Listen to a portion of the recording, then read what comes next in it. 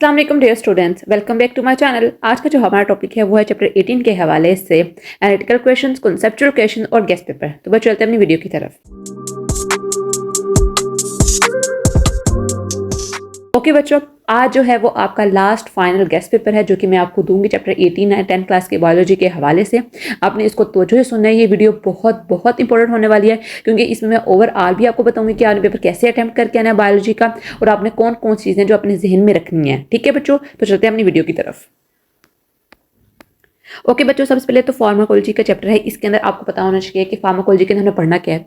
Generally C बात है, इसके अंदर हमें सिर्फ ड्रग्स के बारे में पढ़ना है कि बायोलॉजी के अंदर किस तरह के ड्रग्स होते हैं और वो ड्रग्स स्पेसिफिकली क्यों दिए जाते हैं और किस तरह के पेशेंट्स को दिए जाते हैं। सबसे पहले तो आता है इंट्रोडक्शन फार्माकोलॉजी का, इसको आपने देख लेना है। ठीक है, फार्मास्यूटिकल ड्रग्स क्या होते हैं, एडिक्टिव ड्रग्स कौन से होते हैं, ये आपको पता होना चाहिए। ठीक है, यहाँ पर एमसीक्यूज बहुत ज़्यादा इस चैप्टर में से बन सकते हैं। ठीक है, और शॉर्ट क्वेश्चन आंसर्स भी। ठीक है, क्योंकि इसके अंदर जो है वो इन्फॉर्मेशन बहुत ज़्यादा है। जिस चैप्टर में से इन्फॉर्मेशन ज़्यादा होती है, जनरल इन्फॉर्मेशन, उसमें से एमसीक्यूज के चांसेस बहुत ज़्यादा होते हैं। ठीक है बच्चों, देन है मेडिसिन ड्रग्स हैं, सिंथेटिक ड्रग्स आते हैं, drugs from plants and fungi. आपसे पूछ सकते हैं कि ड्रग्स के क्या मेन सोर्सेज हैं, तो आप बता सकते हो कि सिंथेटिक ड्रग्स होते हैं जो क्या कहते हैं हम सिंथेसाइज करते हैं खुद लेबोरेटरी के अंदर।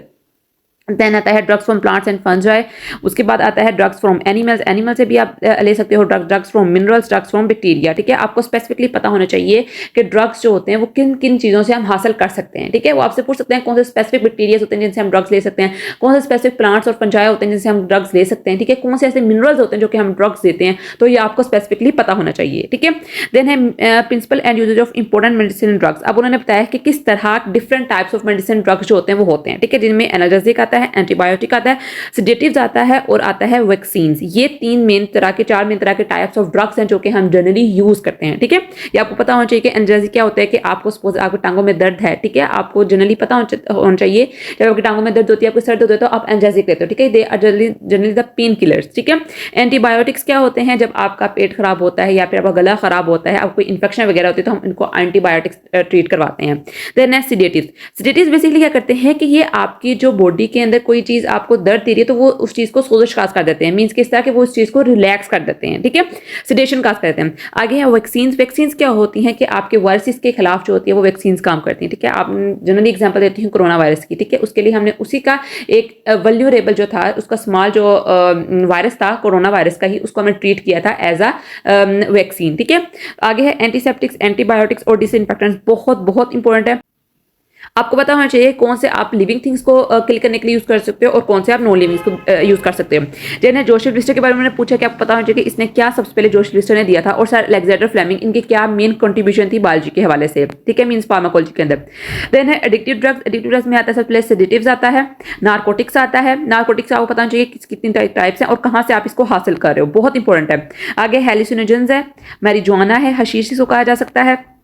ये सारी डेफिनेशन है शॉर्ट, इसके अंदर कोई इतना मुश्किल चीज़ नहीं है जो मैं इसके ऊपर आपका टाइम वेस्ट करूँ। ठीक है, drugs assist addiction and associated problems. आप बता सकते हो कि वो आपसे पूछ सकते हैं कि ड्रग एडिक्शन क्या होती है, उससे एसोसिएटेड प्रॉब्लम्स क्या क्या हैं आपकी डेली लाइफ के अंदर। ठीक है, जो लोग आपको ड्रग्स एडिक्टेड लोग हैं उनके अंदर क्या मेन प्रॉब्लम्स आपको नजर आती हैं। देन है एंटीबायोटिक्स और वैक्सीन्स। ठीक है, आप बता सकते हो कि एंटीबायोटिक्स दो तरह के होते हैं, एक बैक्टीरियोसाइडल होते हैं और एक बैक्टीरियोस्टैटिक होते हैं। ठीक है, डेफिनेशन लिखी हुई है दोनों किस तरह के होते हैं। देन है सिफेलोसोप्रिन, टेट्रासाइक्लिन, सल्फाड्रग्स, सल्फोनामाइड्स। बहुत बहुत इंपॉर्टेंट ये एंटीबायोटिक्स की जो है ये आपकी क्या है एग्जांपल्स हैं, मींस उसके टाइप्स हैं। आगे एंटीबायोटिक रेजिस्टेंस। एंटीबायोटिक रेजिस्टेंस क्या होती है आपको पता होना चाहिए। उसके बाद बच्चों आता है वैक्सीन। आपको पता होना चाहिए कि वैक्सीन कहाँ से आए हैं। ठीक है, इनका मोड ऑफ एक्शन क्या है, कैसे वर्कआउट करती हैं। ठीक है, ये किस साइंटिस्ट ने इसके लिए काम किया था। ये बहुत बहुत मतलब कि शॉर्ट क्वेश्चन है सारे इस चैप्टर में से। ठीक है, और इंपॉर्टेंट भी बहुत है। ठीक है, ये जनरल नॉलेज है जो आपको पता होना चाहिए। ये एक मेन चीज है जो कि डॉक्टर्स को पढ़ाई जाती है। आप इससे इंटरेस्ट इसको याद कर लो। ठीक है, अगर आपका इंटरेस्ट है कि आपने एमबीबीएस करने हैं। देन बच्चों अंडरस्टैंड द कांसेप्ट हमने लाजमी करने हैं और शॉर्ट क्वेश्चन आंसर। अब इसके अलावा मैं आपको जो बात बता दूं कि आपने अपना बायोलॉजी का पेपर कैसे तैयार करना है। सबसे पहले तो बच्चों आपने देखनी है पेपर स्कीम। ठीक है, आप अगर आपको आता भी है नहीं भी आता, सबसे पहले आपने देखनी है पेपर स्कीम। आपने देखना है कि किस किस चैप्टर को आपने बहुत अच्छे तरीके से किया हुआ है।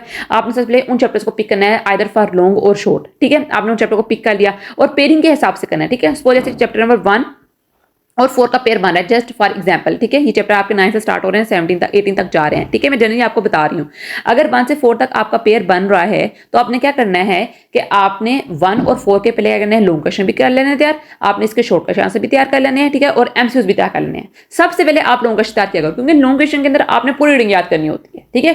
किसी भी पार्ट का लॉन्ग बन सकता है, मैं ये नहीं कहती कि ये वाला इंपॉर्टेंट लॉन्ग है तो बाकी सारे छोड़ दो, नहीं, मैंने हमेशा यही कहा है कि आपने इस पूरे चैप्टर को अच्छी तरह देखना है। तो इसका मतलब क्या है कि आपने पूरा रीडिंग अच्छी तरह तैयार करनी है, ठीक है।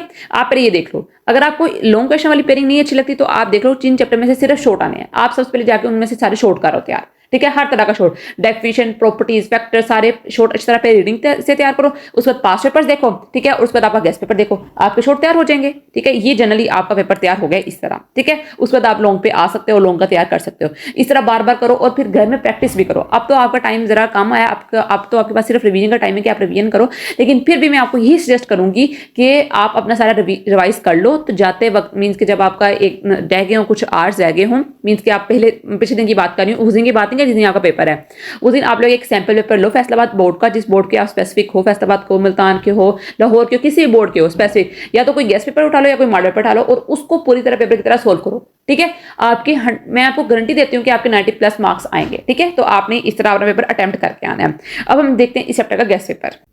Okay, but our first question is name 2 drugs derived from animal minerals. What is the difference between sedatives and narcotics? Differentiate between broad spectrum and narrow spectrum antibiotics. बहुत important है. Differentiate between bactericidal and bacteriostatic antibiotics. What is meant by social stigma? Define vaccine and vaccination. Differentiate between medicinal drug and addictive drug. Define pharmacology. Distinguish it from pharmacy. Very important. Write some problems of drug addiction. What is marijuana and write its source.